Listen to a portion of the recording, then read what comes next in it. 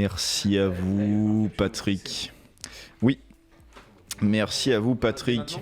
Non, Tu peux faire clic gauche pour passer les diapos. Hop là, je vais juste, je sors ma petite fiche. Il y a un mec que je suis sur Twitter qui se fout souvent de la gueule du télescope James Webb sur le fait qu'il n'est jamais lancé. Mince, zut. Voilà. Non, ça va. Donc, on va parler du coup de James Webb, le petit télescope. Enfin, petit, pas si petit que ça. Donc, déjà, on va parler du coup d'observation du ciel, de qu'est-ce que c'est, comment James Webb représente du coup la nouvelle génération de télescopes qui va être envoyée dans l'espace. Et dis donc, Jamy, c'est quoi le ciel? Ciel, c'est ce qui est au-dessus. Alors, en vrai, je vais préciser parce que pour moi ça paraît assez évident, mais en fait le ciel dans les, oui, hop là. Du coup, le ciel quand on se considère dans l'espace quand on est à plus de 100 km de la surface terrestre. Voilà. Alors, il me semble que c'est la ligne de Carinder, peut-être. Faudrait voir dans le chat s'il y a des gens qui s'y connaissent mieux que moi. Mais... Ou si des gens ont Wikipédia. Oui, aussi, possiblement. Mais en gros, c'est 100 km. Et c'est, par exemple, là, quand on parlait de Jeff Bezos juste avant, il est allé à, me semble, 107 ou 113 km. Donc, il a frôlé la limite, il est passé au-dessus, il a dit « je suis dans l'espace ». Et puis, il est redescendu en 5 minutes. Hein. Enfin, oui, c'était le but. Mais bon. Est-ce que c'est vraiment rentable d'envoyer une fusée pour 100 km bon. Non. Mais c'est pas la question pour lui, c'est ça que je veux dire. Oui, c'est vrai, c'est vrai. Mais c'est critiquable, hein, je suis totalement d'accord. Bon. Hop là. Donc, pour reprendre ma chronique, donc depuis tous les temps, je vais vous lire un peu, j'ai fait des jolies phrases. La bête de phrase. Ah ouais, les bêtes de phrases. Bon. Donc, vous savez, depuis tout le temps, l'homme a levé la tête vers les étoiles. Là. Voilà. Donc, on a créé des constellations en lien avec des dieux. Voilà, c'est ça.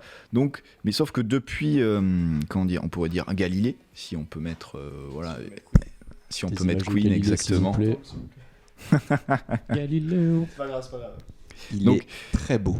Depuis Galilée, qui est du coup la première, enfin, on peut considérer c'est la première personne qui a utilisé du coup des lunettes astronomiques pour observer le ciel. Voilà. C'est pas l'inventeur. Alors, c'est un peu plus compliqué. J'ai pas l'histoire exacte, mais c'est lui qui est le premier inventeur de la lunette. Mais pour le coup, en fait, il y a ses collègues qui en ont inventé aussi parce que en fait, c'est pas il a transformé une longue vue.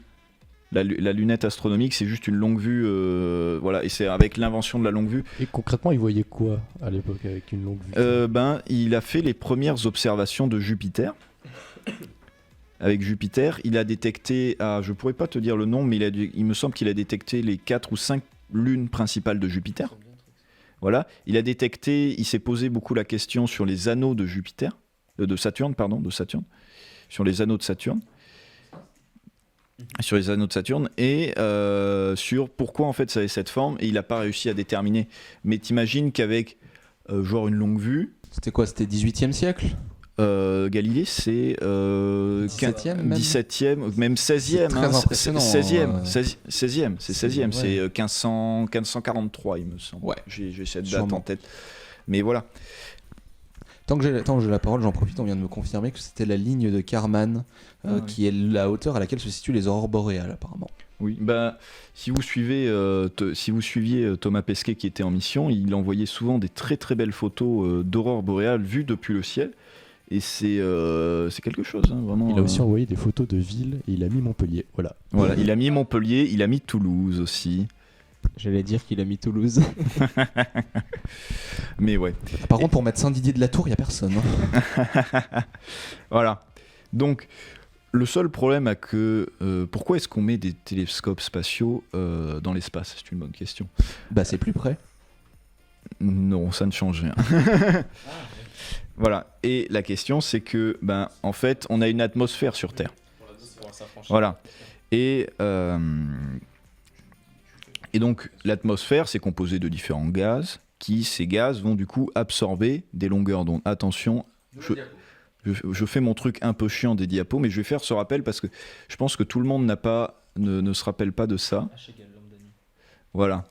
Mais vous savez que la lumière est divisée en différentes fréquences, du coup, et que la lumière du visible, voilà. Et donc, pour observer le ciel, l'atmosphère va absorber ces fréquences, et du coup, on va pas avoir la même... Oui, excuse-moi, c'est des longueurs d'onde. Oui. Elle est juste sur notre tour, elle est pas sur le live. Vas-y. Hop là. Vas-y, t'inquiète, sur l'écran.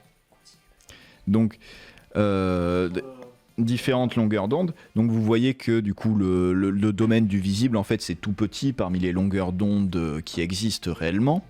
Voilà. Et donc, c'est très classique sur le fait, vous savez bien que si quelque chose apparaît jaune, c'est parce qu'il absorbe toute la lumière. Sauf le jaune. Et qu'il absorbe le jaune, et il va absorber les longueurs de jaune, mais va les renvoyer aussi, tu vois. C'est pas l'inverse, il absorbe, quand tu vas absorber de la lumière blanche, tu vois. Oui, du coup tu renvoies tout. Non, tu renvoies, ce qui apparaît noir, c'est ce tu qui absorbes tout sur le jaune, voilà, exactement. C'est ça. Oui, c'est ça, et donc quand tu absorbes tout, tu apparais noir, et quand tu n'absorbes rien, tu apparais blanc. Ouais, c'est ça, voilà. C'est ça. Donc, ça, c'est un phénomène qui est très important à comprendre parce que, depuis la Terre, les télescopes terrestres sont handicapés par l'atmosphère qui nous permet de vivre. Voilà, qui absorbe certains trucs. Notamment, il me semble, c'est les plus basses qui sont impactées ou les plus hautes Ça dépend. En fait, chaque gaz va absorber une certaine chose et ça dépend de trucs. Donc ça dépend, ouais. Voilà.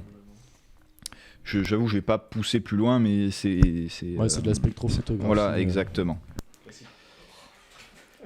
Mais du coup... Le mec, il balance les mots comme ça, là. T'as révisé. Du coup, de nucléosynthèse nucléaire, de synthèse de stélario nucléaire, là, j'ai plus le terme exact, mais voilà. Mais oui, mais c'est ça. Hop là. Comment dire c'est pour ça qu'on met des télescopes en orbite, parce qu'ils sont pas affectés par l'atmosphère terrestre. Donc... Hop là, je vais vous montrer ça c'est plus pour mon plaisir personnel, mais c'est des petites images de Hubble, qui est quand même le plus connu des télescopes, on pourrait dire, de nos jours. Je pense que vous avez tous entendu parler de Hubble. Hubble, évidemment, voilà, peu connu. Là, petite galaxie, voilà. C'est avec Hubble, non, qu'ils ont photographié le trou noir, ou c'est avec un autre? Non, le trou noir, je vais en parler après, mais c'est avec un réseau de radiotélescopes terrestres. Ouais. Voilà. Ok, pas de spoil. Donc voilà. Donc là, bon, je vous ai fait une petite intro avec des jolies photos, voilà, qui sont quand même, ma foi, pas mal. On dirait une le petite diaporama de quand tu récupères, quand tu ruines Sinjo dans Hard Gold Soul Silver avec Arceus. Et que tu récupères un œuf de Dialga, Palkia ou Giratina. C'est un... Oh, Jupiter. Je n'ai absolument pas cette référence. Ouais, moi non plus. J'espère Même moi, que j'ai pas la ref, alors que j'aime beaucoup Pokémon. J'espère que les personnes qui ont un truc obscur... C'est un événement dans le jeu Silver quand tu vas au ruines Zarbi avec Arceus. Mais voilà, donc maintenant la question on va se poser, c'est qu'est-ce que c'est James Webb, qu'est-ce que James Webb apporte par rapport à Hubble, à Hubble, et quelle est sa mission en vrai. Parce que bon, c'est quand même la nouvelle génération de télescopes. Qu'est-ce qu'il y a de différent? Pourquoi on en lance un nouveau et qu'on va pas réparer Hubble? Vous savez qu'on est allé voir Hubble plusieurs fois avec des navettes. Donc la question c'est que faut pas prendre James Webb et Hubble comme James Webb n'est pas le successeur de Hubble, il n'a pas la même mission, ils ont des missions complémentaires, d'accord? C'est-à-dire que je vais d'abord vous faire un petit tour de l'histoire du télescope parce que juste est-ce que tu peux parler peut-être des missions de Hubble en particulier? Alors les missions de Hubble rapidement peut-être. Les missions de Hubble, ça a été, c'est pas le premier télescope qu'on a envoyé dans l'espace, mais c'est tout ce qui est du coup observation de la vie, formation des étoiles, système protoplanétaire, formation des systèmes protoplanétaires. Comment observation de si on a des exoplanètes, okay, avec l'étude du vivant, c'est-à-dire on est tous vivants parmi nous et il me semble. Donc par exemple l'observation d'Alpha du Centaure, etc. Oui, c'est ça, c'est exactement. Après c'est peut-être pas, tu vois, mais Hubble, Il me semble que Hubble a été lancé en 1980 et quelques. Enfin, Hubble est extrêmement vieux. Non, ça c'est James Non, Webb. ça, c'est James Webb sur la photo. Vous verrez, il y aura une photo de comparaison tout à l'heure entre les deux. Mais pour en prendre le fil de mon propos, vous pensez que ça fait que donc le télescope James Webb, vous pensez que ça fait combien de temps qu'il est développé et à quel coût il a?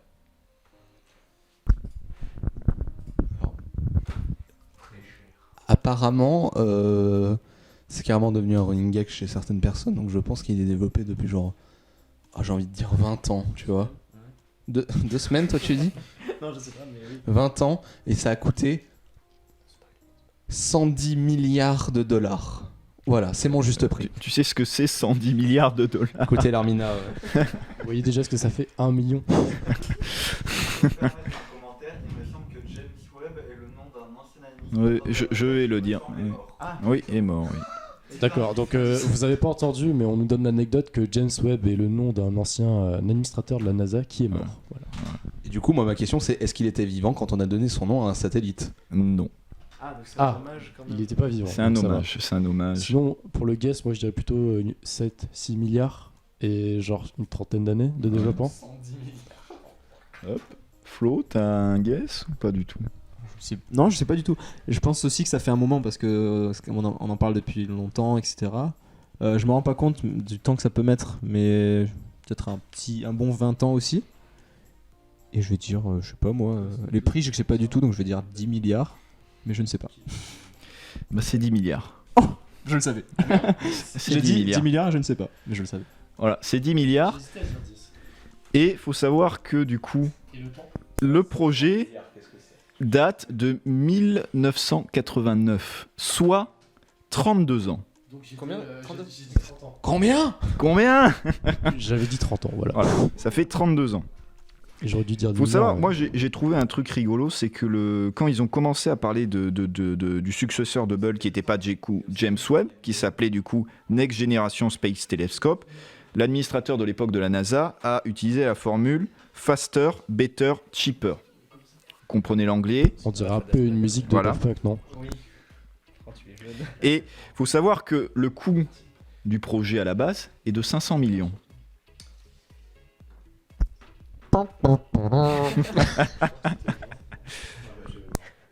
Donc le coût du projet est de 500 millions, maintenant il est de 10 milliards. Voilà. C'est ça. Donc faut comprendre que du coup, en vrai, j'ai triché un peu parce que 1989, c'est comment Hubble a été lancé et ils commencent à réfléchir à une nouvelle génération de télescopes après les premiers résultats d'Hubble sur... En fait, il y a un rapport récemment de l'administration des astronomes américains qui, en gros, guide la NASA, la mission de la NASA dans l'exploration et de l'observation de l'univers. Il y a un rapport qui a été lancé récemment, ces rapports viennent tous les 10 ans. Et là, on vient d'avoir, il y a moins de 2 semaines, le rapport de ça.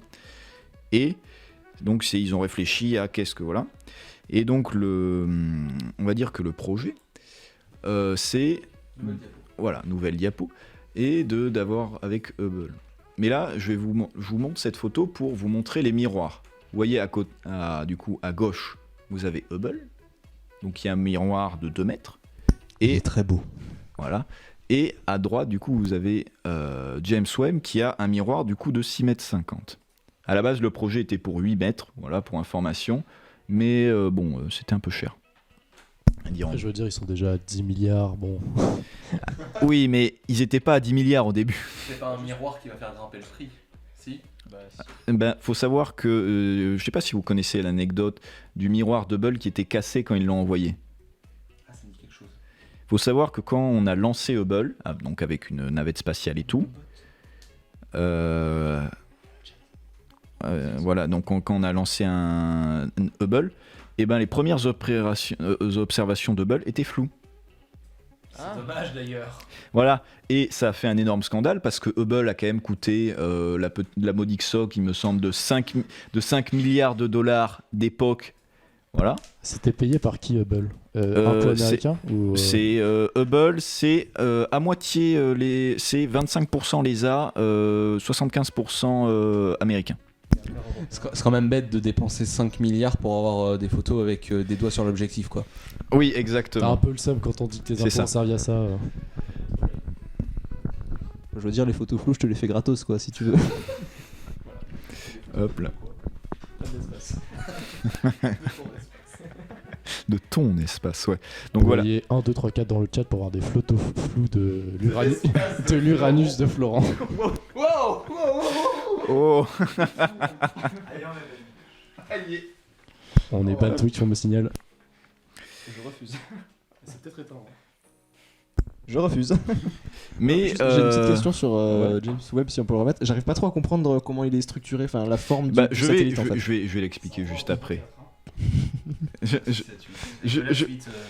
vais l'expliquer juste après, mais voilà, faut comprendre que sur Hubble, du coup, Hubble était prévu pour du coup avoir et en orbite terrestre, ce qui va pas être le cas de James Webb, et du coup, il était prévu pour qu'on remplace des éléments avec des navettes spatiales. James Webb ou Hubble. Et du coup, c'est pour ça que Hubble maintenant fonctionne très bien parce qu'il a été réparé. Mais bon, au début, ça fait scandale parce que on a envoyé un truc à genre 5 milliards, et il est même pas capable de prendre des photos bien, quoi. Donc voilà. C'est ça. Et comme le disait du coup notre cher Régiman, faut savoir que le nom de James Webb a du coup été donné en 2002 et c'est en référence à du coup l'administrateur de la NASA sous le programme Apollo. Voilà, Merci Michel. c'est ça. C'est l'administrateur qui a préparé du coup tout le programme Apollo. Donc c'est une bonne référence d'un. Voilà, c'est quelqu'un qui est quand même assez intéressant. Donc la différence de Hubble qui lui va observer surtout dans le visible et dans le proche et moyen et un peu ultraviolet, James Webb lui est surtout spécialisé pour observer du coup dans je vous ai remis le petit truc dans le proche et moyen infrarouge, soit attention j'ai les chiffres de 0,6 entre 0,6 et 28 micromètres de longueur d'onde. Donc si vous voyez, en fait, c'est la partie rouge, donc on parle d'infrarouge. Ok, et donc ça permettrait de voir plutôt quel genre d'objet dans l'espace. Des objets qui sont très peu de lumière. Très peu de lumière, donc on partirait sur des naines rouges, des trucs comme ça. Hein, plutôt. Oui, naines blanches, Naines des blanches, trucs... des trucs assez froids finalement. Ouais, des trucs très très froids. Et je vais vous expliquer un peu après de ce qu'on parle. Mais, en vrai, est-ce que tu peux faire un petit truc et aller... Non, j'ai pas une petite vidéo, vas-y, sors et va sur le site... Voilà. Oui, oui. Ah, what the fuck, pourquoi il n'y a plus les onglets là Tu l'as déjà le site ou pas Oui, oui. Ah. Voilà, c'est sur ce site-là, sur le site de du coup James Webb. Hop, si vous voulez, vous avez une petite animation tout en bas de cette page. Tu peux scroller aussi. Voilà. Ah, voilà. Ou, du coup, je vous en prie, en fait, voilà, vous allez mieux comprendre sur l'architecture du truc. Donc, faut comprendre que, du coup, James Webb, hop là. Oh putain, c'est... Je tiens à dire qu'il a un design assez artistique. Donc, James Webb est surtout, et du coup, composé de plusieurs instruments, je vais vous en parler juste après. Mais le principal problème de James Webb, c'est son bouclier thermique. Voilà. Donc, tout ce que vous voyez, en fait, en bas, c'est un bouclier thermique qui va lui permettre de être à une température de moins 233,15 degrés en moyenne. Pourquoi ? Parce que quand on observe dans l'infrarouge, il faut savoir que tout corps qui a un peu de chaleur, un peu d'énergie, va émettre des rayonnements infrarouges. Vous comprenez ? C'est pour... Typiquement, C'est ça. un corps humain, ça émet des infrarouges. Voilà, exactement. Je sais pas si vous connaissez, mais de temps en temps sur les applications de téléphone, vous avez la caméra thermique. Et pourquoi votre corps apparaît rouge ? Parce que vous faites des infrarouges. Et du coup, toute la... Si je me trompe pas, les télécommandes de télé fonctionnent à l'infrarouge. Je sais pas. Et J'avoue, si vous voulez faire une petite expérience à la maison, ces infrarouges-là sont visibles avec l'appareil photo de votre téléphone. Ah, intéressant. Sinon, on peut tirer avec la télécommande sur ce satellite pour voir ce qui se passe. Sur ce Voilà. télescope, pardon. Donc, ce que vous voyez là, du coup, c'est en grande partie, du coup, le bouclier thermique. Là, vous avez des petits panneaux solaires pour l'alimenter, exactement. Parce que le problème de ces télescopes qui étaient très froids, par exemple, l'Europe en a lancé un, mais il lui fallait un liquide cryogénique pour garder les instruments froids. Vous comprenez? Petit Alors water cooling là, C'est ça, c'est vraiment ça. littéralement. Sauf que là, la mission de James Webb est prévue pour 10 ans. Donc on peut pas envoyer 10 ans de water cooling à James Webb. Vous comprenez bien. Donc voilà. Donc il faut comprendre que du coup, James Webb, on a... Si vous... Ouais. Sinon, il n'y aurait plus de water cooling pour les gamers. Voilà. Ah ouais. Ah, c'est important pour les gamers. Hein. Oui, on boit le water cooling évidemment. Hop là. Et du coup, vous avez ici... vous avez du coup le miroir principal du coup de 6,50 m que je vous parlais, qui va remettre qui va mettre du coup capter la lumière et faire fonctionner les instruments. Donc pour les instruments, il y a 4 instruments. Je vous les ai notés. Bon, c'est pas important obligatoirement d'avoir ça en tête, hein, mais vous avez un spectromètre, une caméra spectromètre, une caméra NIR. Là, en fait, voilà. Tu veux que je reste? Non, tu Ok. peux rester. Ça vous montre le site. J'ai trouvé ce site qui est très bien. C'est voilà. En fait, je vous invite, si vous êtes plus intéressé, si vous cherchez plus d'aller sur ce site du coup qui est de www.jwst, donc jameswebb.fr, qui en fait il y a toutes les informations. Vous avez la date du lancement qui est bientôt. Là, vous avez cette petite animation qui va vous permettre de comprendre du coup toute la structure de comment. Ouais, c'est super bien fait. Voilà. Donc aussi, pour se maintenir à cette température-là, il faut comprendre que James Webb ne va pas être envoyé en orbite terrestre, mais être envoyé en orbite, ce qu'on va appeler du coup en point de Lagrange 2 du système solitaire. Alors attention, c'est compliqué. Ça me parle, mais je sais plus ce que c'est. Alors ça doit parler aux gens qui ont vu Gundam, parce que J'ai pas vu. voilà. Mais Un petit si tu veux, coucou tu à peux. Electalis, il est dans le chat. Ça y est, on en est au moment où il parle de Gundam. Vas-y. Non, je ne parlerai pas plus de Gundam. Je ferai juste cette référence, mais point. Teasing pour une prochaine chronique. J'ai failli mettre le Gunpla dans le décor en plus. Est-ce que tu pourrais revenir, s'il te plaît, sur ça? Et nous avons des petits... Sur le diapo. Non, pas sur le diapo, sur les sites web. J'ai une petite vidéo qui est très sympa. Celle-ci. Non, pas celle-là. Voilà, celle-là. Tu peux Ok. la mettre. Alors je suis pas sûr de ce que ça va donner le framerate des vidéos malheureusement. Voilà. Mais, Bon, mais ça m'a l'air pas trop ça a mal l'air en sympa, vrai. en vrai. Donc cette vidéo, ça va vous faire comprendre l'orbite du coup de James Webb, qui est du coup leur point de Lagrange 2, qui en gros va vous permettre au télescope d'être tout le temps dans l'ombre de la Terre. Voilà, je pense qu'on peut s'arrêter ici. Voilà, qu'on peut s'arrêter ici sur ce truc. Il faut comprendre que du coup James Webb, le but de son orbite, c'est qu'il soit toujours dans l'ombre de la Terre pour pas capter les rayons du soleil et rester sur une température très très froide, parce que si les instruments qui sont ultra sensibles commencent à émettre de l'infrarouge, on n'a plus de données en fait. Voilà, c'est ça. Est-ce que c'est une orbite qui est connue pour recevoir des missiles russes? C'est très très loin. C'est marqué sur l'écran, Damien, on est à 1,5 million de kilomètres. Vous savez déjà ce que ça fait 1 million? Les Russes sont partout. Hop là. Voilà. Après, je vous ai fait une petite liste des futures missions de James Webb. Je pense que tu peux repasser du coup sur le diapo tranquillement. Donc, On retourne sur le diapo. et on peut même passer voilà.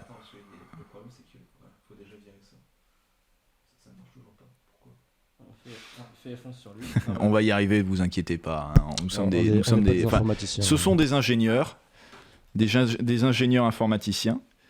Hop là. Donc là, je vais vous montrer une photo, je pense que ça va vous parler un peu à tous. C'est l'espace de Florent. Voilà. Vous avez tous tapé 1, 2, 3, 4 dans le chat, bravo à vous. Arrêtez, c'est tout, arrêtez. Mais oui, c'est vrai. Hop là. Si je vous montre ça, c'est parce qu'en fait, James Webb, du coup, vu qu'il va observer ça, c'est en fait, ça a été beaucoup repris à cette époque sur c'est la première image, on pourrait dire, de signification de trou noir. Ça a été beaucoup repris aux époques, mais en fait, cette image-là est tirée d'une immense image de galaxie qui a été prise à l'infrarouge. C'est pour ça que c'est tout flou. C'est pour ça. En fait, il me semble que ceci, ça doit être un demi-pixel de demi-pixel sur une image immense de l'observation du ciel. Je vous l'ai pas mis, mais c'est vraiment... Bah, je savais pas, du coup, je pensais que c'était genre la photo entière, ça, et ça explique tout. Oui, enfin, si vous voulez, je pourrais vous montrer, mais l'image de base, et c'est superbe, est une superbe belle galaxie en infrarouge. Et en fait, ça, c'est la preuve que au centre, on a un super trou noir à l'intérieur. Oui, c'est ça, il faut pas confondre. Si je ne m'abuse, on voit pas le trou noir là, mais on voit la lumière qui est absorbée par le trou noir autour. En fait, En Parce fait, qu'on peut on pas voit voir un trou noir par définition. autour d'un trou noir, vous avez ce qu'on appelle, il me semble, un disque d'accrétion, donc qui est C'est ça, oui, de la matière qui va tourner tout autour du trou noir. Et cette matière-là va, elle, émettre un rayonnement. Et là, entre autres cas, un rayonnement du coup infrarouge. Techniquement parlant, on ne peut pas voir un trou noir parce qu'un trou noir ne renvoie pas de lumière. Exactement, voilà. Bah, On peut que signifier sa présence. Le disque d'accrétion te permet de délimiter à peu près l'horizon des événements. Voilà, c'est ça. C'est-à-dire que derrière... Faut comprendre que derrière l'horizon des événements, il n'y a plus de retour possible. Voilà. La lumière ne passera pas sur un trou noir l'horizon des événements. Et c'est pour ça que la fin d'Interstellar est nulle. Voilà. Scientifiquement, c'est compliqué la fin d'Interstellar. Mais bon. Du coup, je vous disais, donc, ça va servir à observer du coup, la formation l'étude et la formation des galaxies, des trous noirs, et surtout sur l'origine des galaxies. Je vais vous montrer une autre image. Peut-être que ça vous dit quelque chose. Possiblement. Est-ce que ça vous dit quelque chose ? Je peux tenter un guess, mais ça me parle. On dirait le fond diffus cosmique. Exactement. Voilà, merde. Je sais. Attends, c'est le fond cosmologique diffus. Il me semble, c'est le fond diffus. Cosmologique, ouais, possiblement. Ouais. Donc, cette image-là, ça représente les premières lueurs qu'il y a eu dans la galaxie. Il faut savoir que les images ça n'a pas été bleu, rouge, noir. C'est juste des fonctions d'intensité de lumière. Voilà. C'est de la fausse couleur, bien entendu. Et James Webb va aider justement à découvrir pourquoi, en fait, certaines galaxies, pourquoi il y a eu des formes de galaxies différentes, pourquoi est-ce que, en fait, quand je vous ai montré par exemple les photos de Hubble, pourquoi est-ce que toutes les galaxies ont des formes différentes ou presque, et on trouve des familles et tout. Alors j'ai regardé le C'est pas sorcier sur l'espace récemment, Ouais. et à ce qui paraîtrait, il y a différentes formes de galaxies comme tu le dis, et il y a des formes de galaxies qui, on pense, seraient formées par en fait simplement la collision de deux galaxies différentes.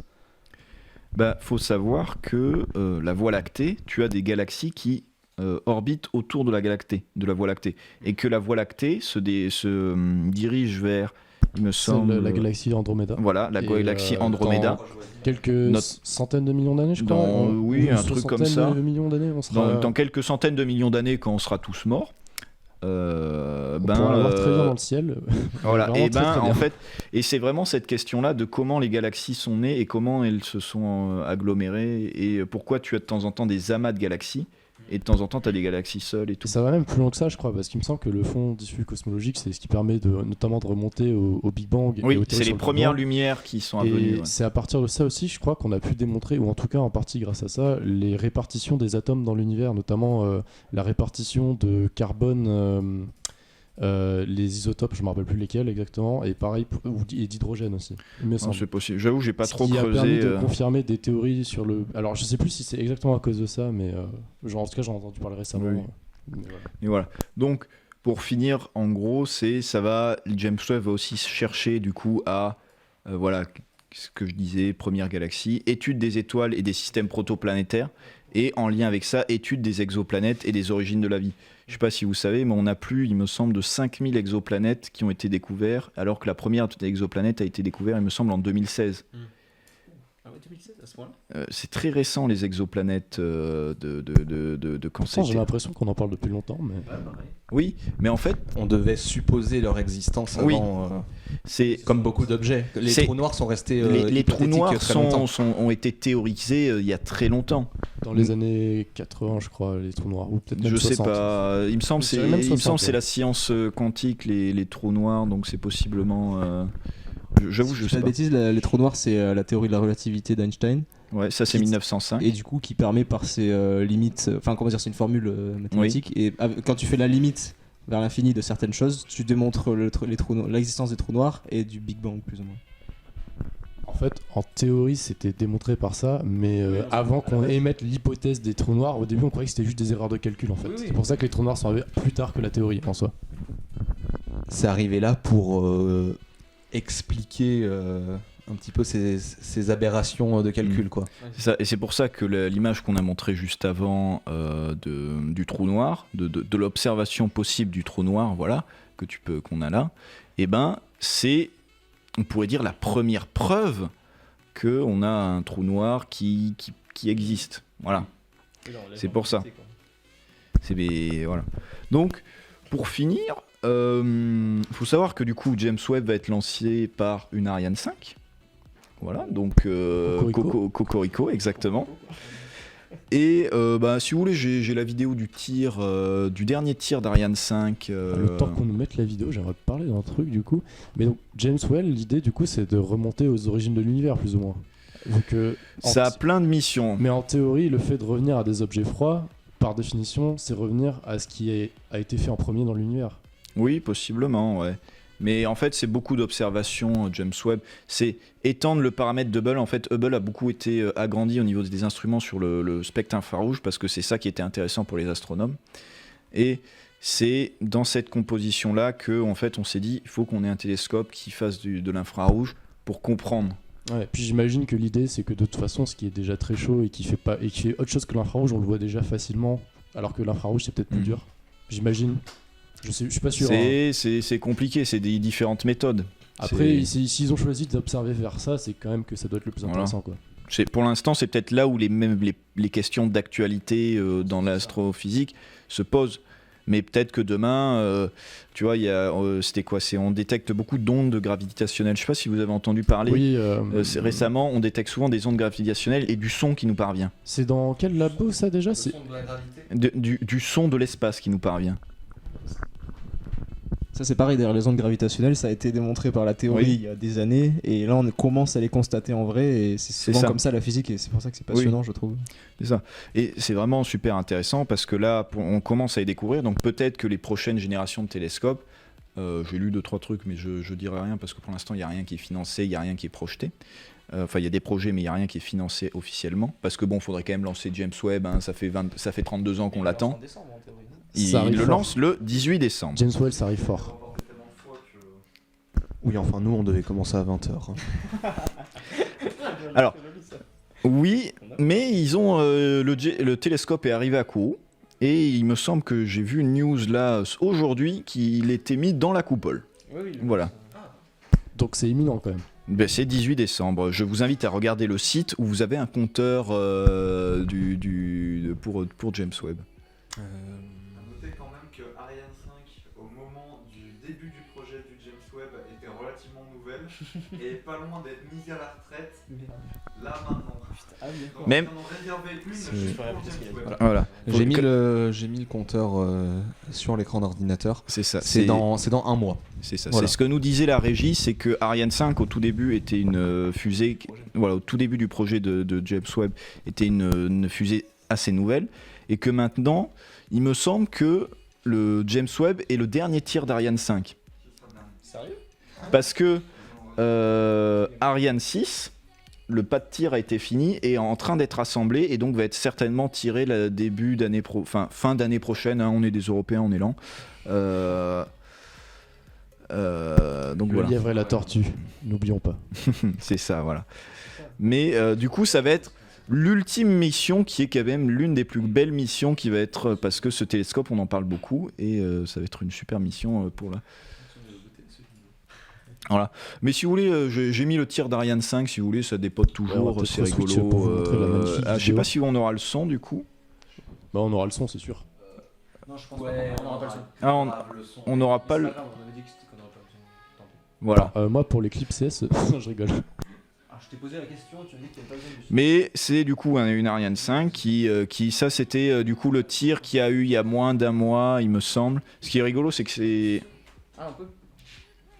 La régie nous dit qu'on peut mettre le son. Tu me dis au max ou pas, Mathis ?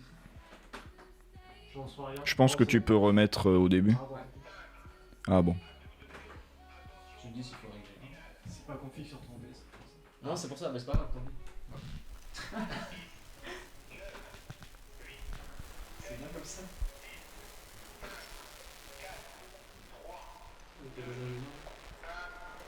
Allumage moteur Vulcain.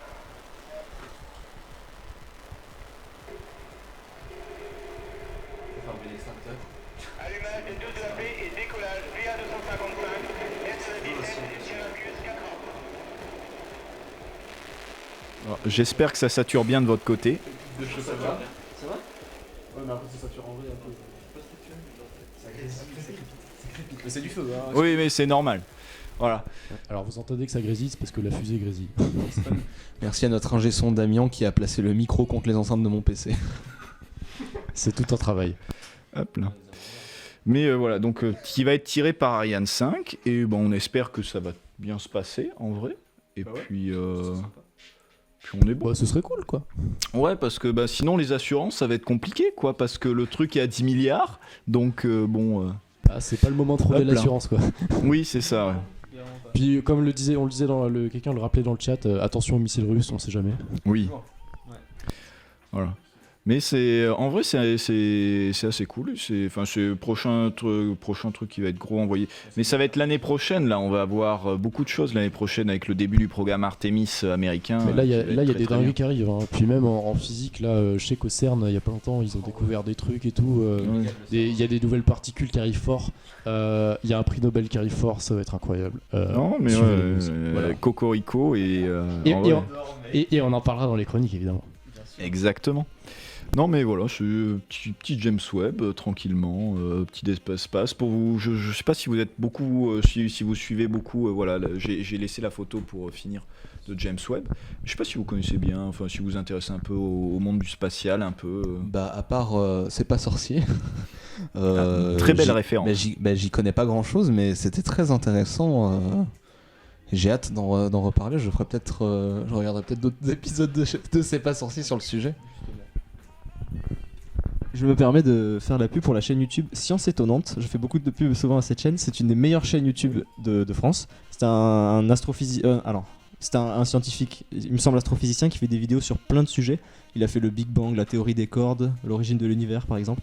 Et je vous le conseille de regarder, c'est passionnant toujours. Et celles sur l'espace notamment sont très très intéressantes. Parce qu'il a vraiment un point de vue scientifique très rigoureux. Il a fait sur le Big Bang, oui, il a fait sur énormément de sujets. La mécanique quantique aussi. Et en informatique aussi.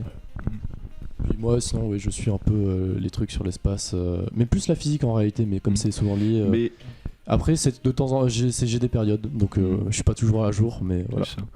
Moi, si j'ai un truc à conseiller, c'est, je pense que si les gens connaissent, c'est, vous avez Hugo Luzoir qui fait des très bons petits résumés de l'actu à chaque fois des trucs spatials. Mais si vous voulez une chaîne plus sur, on pourrait dire, l'historique spatial, ça s'appelle Stardust. Ah, Stardust c'est très bien. Ouais. Et qui a fait des vidéos sur, par exemple, la dernière série de vidéos, ça a été tout le programme sur les infrastructures qu'il a fait, enfin, la Saturn V, qu'est-ce que c'est ? La fusée, les infrastructures et tout. Il a fait des vidéos sur le programme Mercury, sur le programme Apollo. Et vous avez des longues vidéos de 1 heure sur des missions Apollo qui sont très bien rythmées, très beaux, avec des belles images d'archives. C'est une super chaîne si vous avez du temps. Je vais tellement me mettre ça ce soir pour m'endormir. C'est pas Stardust aussi, ou c'est peut-être un youtubeur français qui fait des... Ou en tout cas, je sais que j'avais vu qu'il y avait quelqu'un qui faisait ça, qui faisait des reviews de tout ce qui allait se passer prochainement en termes de lancement, etc. Alors, je sais pas. Et en tout cas, je sais qu'il faudrait que je retrouve le nom peut-être, mais je me rappelle plus. Mais en tout cas, je sais que ça existe. Il y a peut-être des sites aussi. Très bien. Hop là. Mais ouais, c'est intéressant. Et puis après, moi, je regarde un peu des trucs à côté. Mais voilà, oui, l'année prochaine, je pense que je parlerai peut-être un prochain truc d'encore un projet qui vaut beaucoup trop cher, qui s'appelle le Space Launch System, qui s'appelle la SLS, qui est l'ultra grande fusée de la NASA, qui vaut 2 milliards au tir. Tu nous vends du rêve. Hein. Voilà, 2 milliards au tir. Et il me semble que le programme en tant que tel vaut 30 milliards déjà. Ok. Pour aucune fusée lancée. Pour aucune fusée lancée, pour tous les éléments de la SLS sont des éléments recyclés des programmes précédents, donc des programmes Apollo et du programme Navette. C'est vieux ça. Donc aucune fusée Oui. lancée et c'est 2 milliards par fusée pour le lancement, c'est ça? Exactement. Mais, bonne nouvelle, la première a été totalement stackée, donc c'est-à-dire assemblée dans le hub au Kennedy Space Center donc à Cap Canaveral, donc qui est la base de lancement des États-Unis. Et ils ont enfin arrêté un mois pour la lancer. Donc possiblement la première grande fusée, enfin la plus grosse fusée, la plus puissante depuis le programme Apollo, enfin depuis Skylab, qui est la dernière Saturn V qui a volé, va décoller l'année prochaine en décembre. Très Donc, stylé, en tout cas. faut que vous imaginez que ces deux programmes, du coup, James Webb et la SLS, ça fait du coup l'un 32 ans qu'il existe et l'autre de la SLS, ça fait depuis 2012. Et en fait, il est hérité d'un programme qui me semble s'appelle Constellation, qui était le retour des Américains, donc qui est peut-être depuis 2000, la SLS. Donc vous imaginez que deux programmes qui ont plus presque 20 ans vont se finir, vont être lancés, C'est la hype. vont être lancés en moins de 2 mois, en moins de 3 mois. Ça me rappelle le jeu dont va parler ce monsieur juste après. Hop là. Plus tard. Presque aussi épais que Jojo Party 6. Mais du coup, petite transition sur la prochaine chronique, vu que tu en parles. Attention. Attention. Prochaine fois. Ou tu peux dire dans le chat. Hop là. Mais voilà, attention à la phrase. Hein. Donc, T'es mal avec de phrases, attention. on parlait du coup d'espace il y a un instant. Voilà. Mais qui sait ce qui nous arrivera dans le futur? Peut-être une invasion de Metroid.